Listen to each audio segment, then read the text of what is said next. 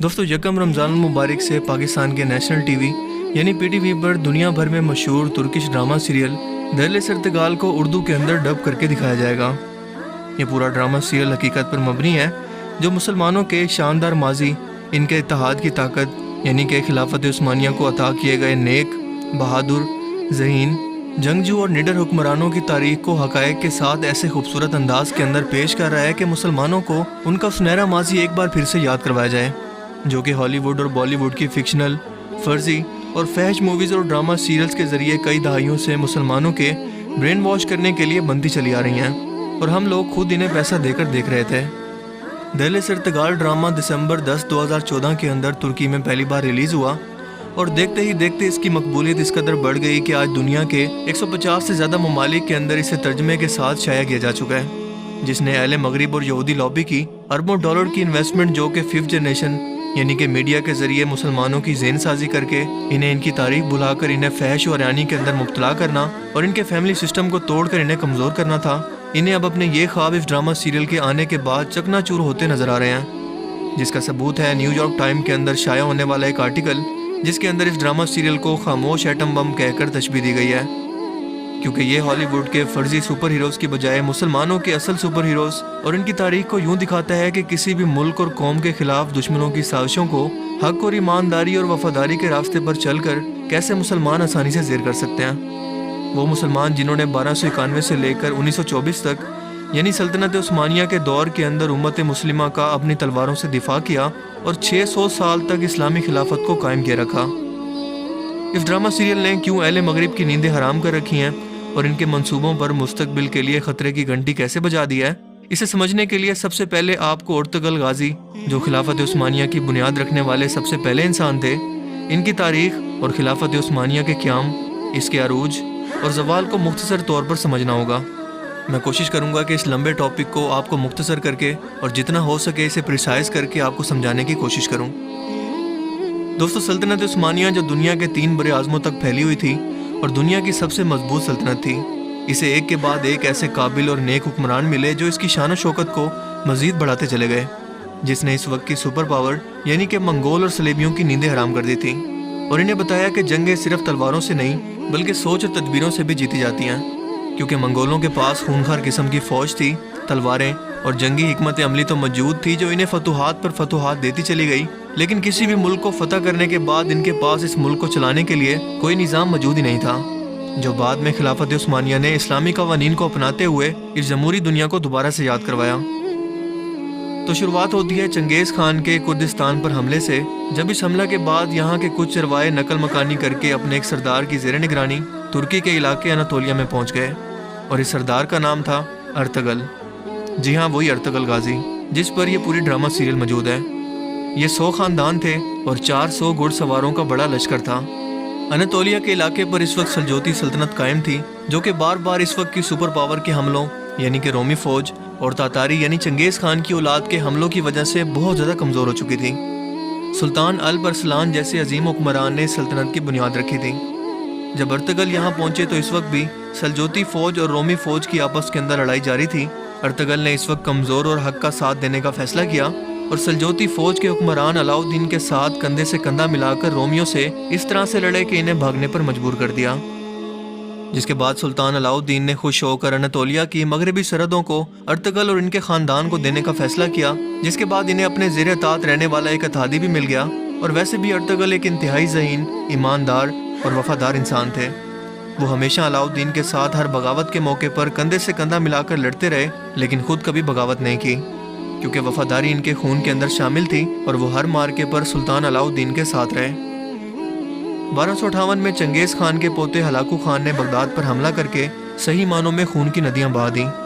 इसने नौजवानों को कत्ल करके इनकी खोपड़ियों के मीनार बनाए, औरतों और बच्चों को कैद कर लिया, इल्म व फ़नून की किताबों को आग लगा दी और इन्हें पानी के अंदर बहा दिया, जिसके बाद ऐसा लगा कि मुसलमान एक कौम के तौर पर कभी भी तारीख में दोबारा कभी अपना खोया हुआ मकाम हासिल नहीं कर पाएंगे। मगर फिर 1258 में अर्तुगल के यहाँ एक लड़का पैदा हुआ जिसका नाम उस्मान रखा गया। ये ज़हानत, इखलाक और वफादारी में अपने वालिद के ही जैसे थे और इन्होंने ही आगे चलकर खिलाफत उस्मानिया को कायम किया, जिसकी बुनियादें सुल्तान अर्तुगल ने पहले ही रख दी थीं। ایسی سلطنت جس کا مقابلہ کرنے کی طاقت یورپ اور ایشیا کی کسی فوج کے اندر نہیں تھی۔ سن 1300 کے اندر تاتاریوں نے سلجوتی سلطنت پر حملہ کر دیا، جس میں سلطان علاء الدین مارے گئے، اور اس طرح سے عثمان سلجوتی سلطنت کو چلانے کے لیے خود مختار ہو گئے۔ اسی موقع کا فائدہ اٹھا کر ترک سرداروں نے رومی سلطنت کے ساتھ مل کر سلجوتی سلطنت پر حملہ کر کے اسے ختم کرنے کا منصوبہ بنایا، جو کہ ان کی سب سے بڑی غلطی ثابت ہوئی، کیونکہ اس کے بعد عثمان نے ایک ایک کر کے ان کے تمام علاقے فتح کرنا شروع کر دیے۔ رومیوں نے بدترین شکست کے بعد تاتاریوں کو عثمانی سلطنت پر حملہ کرنے کے لیے اکسایا، جس کے جواب میں عثمان نے اپنے بیٹے اور اگلے سلطان اوہان غازی کو فوج کی کمان دے کر بھیجا، جنہوں نے تاتاریوں کو ایسی عبرتناک شکست دی کہ ان کی دوبارہ حملہ کرنے کی جرت نہ ہوئی۔ سلطان عثمان کو موجودہ ترکی کے شہر بروسا میں دفن کیا گیا، اور ان کے بیٹے اوہان غازی نے اس شہر کا محاصرہ کر کے اسے بھی فتح کر لیا، اور یہاں پر اسلام کی تاریخ و ترویج اور اسلامی قوانین کو نافذ کر دیا، جس کے بعد یہ فتوحات کا سلسلہ یوں بڑھا کہ عثمانیہ سلطنت 3 بر اعظموں تک پھیل گئی، اور اس کی خلافت کا مرکز تھا ترکی۔ اس خلافت کے اندر موجودہ دور کے آرمینیا، عراق، شام، اردن، فلسطین، بلغاریہ، یونان، مکہ اور مصر جیسے علاقے شامل تھے، اور یہ خلافت 1924 تک قائم رہی۔ 1923 میں پہلی جنگ عظیم کے بعد خلافت عثمانیہ کی مخالف اتحادی فوجیں یعنی کہ فرانس، جرمنی اور برطانیہ نے زبردستی ترکی کے سلطان کو گھیر کر ان سے ایک معاہدہ کیا کہ اگر اپنی سلطنت کو حملے سے بچانا چاہتے ہو تو امن کے لیے ہماری شرائط ماننا پڑیں گی، اور وہ شرطیں ہیں یہ 100 سالہ معاہدہ جسے کہتے ہیں معاہدہ لوزان۔ اس معاہدے پر مصطفیٰ کمال اتا ترک نے دستخط کیے، اور یہ 100 سالہ معاہدہ ہو گیا۔ پہلی جنگ عظیم کے بعد برطانوی فوج نے اپنے ایک شاطر اور چلاک جاسوس کو عرب لوگوں کے اندر خلافت عثمانیہ کے خلاف بغاوت کے لیے کچھ اس طرح سے داخل کیا کہ وہ تمام دینی علوم، عرب کے رسم و رواج اور کمزوریوں سے اچھی طرح سے واقف تھا۔ اس کا نام تھا لارنس آف عربیہ، اور اس نے عربوں کا اعتماد حاصل کرنے کے بعد خود کو ان کا عالم اور مینٹور بنا لیا۔ یہ عربوں سے کہنے لگا کہ کیا تم لوگوں کے اندر غیرت نہیں ہے کہ تمہارے گھر پر ایک غیر عرب لوگ حکومت کرتے ہیں؟ تم لوگ ان سے اپنا گھر واپس کیوں نہیں چھین لیتے؟ اور ویسے بھی اس جنگ کے دنوں کے اندر خلافت عثمانیہ بہت کمزور ہے، اور اس سے بڑھ کر اچھا موقع تمہیں کوئی بھی نہیں ملے گا۔ اسی شخص کی باتوں میں آ کر آل سعود نے خلافت عثمانیہ کے خلاف بغاوت شروع کر دی، اور اس وقت کے موجودہ سلطان نے یہ سوچ کر کہ اللہ کے گھر کے اندر اور اس مقدس سرزمین پر خون خرابہ نہ ہو، بنا کسی شرائط کے مکہ مکرمہ کو آل سعود کے حوالے کر دیا، جس کا نام بعد میں حجاز مقدس سے بدل کر آل سعود کے نام پر سعودی عرب پڑ گیا۔ اسی لیے سعودی عرب کے موجودہ حکمران شہزادہ محمد بن سلمان نے $40 ملین لگا کر ارطغرل غازی ڈرامہ کے مقابلہ میں مملکت النار کے نام سے ایک ڈرامہ سیریل تیار کی، جس کے اندر ترکوں کو ایک بزدل اور نااہل قوم دکھانے کی کوشش کی، لیکن یہ ڈرامہ بری طرح سے فلاپ ہو گیا۔ تو پھر سے واپس آتے ہیں معاہدہ لوزان کی طرف، جس کی 100 سال کی مدت 2023 کے اندر مکمل ہو رہی ہے۔ اس معاہدہ کی شرائط یہ تھی کہ ترکی کے تمام وسائل سے سلطان دستبرداری کا اعلان کریں، ان کی تمام جائیدادیں ضبط کر لی گئی، خلافت دوبارہ سے قائم کرنے پر پابندی لگا دی گئی، ترکی پر پیٹرول کی ڈرلنگ پر بھی پابندی لگ گئی، اس کی بندرگاہ باسفورس جو کہ انتہائی اہم ہے اور ایشیا کو یورپ سے کم ترین فاصلے سے ملاتی ہے، اس کے ایک طرف ہے بلیک سی اور دوسری طرف ہے میڈیٹرین سی، اسے عالمی ملکیت قرار دے دیا گیا، یعنی کوئی بھی گزرنے والے جہازوں سے کوئی بھی ٹیکس ترکی 100 سال تک اس معاہدے کی روح سے نہیں لے سکتا، یعنی کہ ترکی کے ہاتھ پاؤں باندھ کر اسے 100 سال کے لیے ایک سائڈ پر پھینک دیا گیا، اور مصطفیٰ کمال اتا ترک نے اسلامی ترکی کو ایک سیکولر ترکی بنانے کا آغاز کیا، جس کے بعد ہر طرف بے حیائی، شراب نوشی اور مغربی کلچر عام ہونے لگا،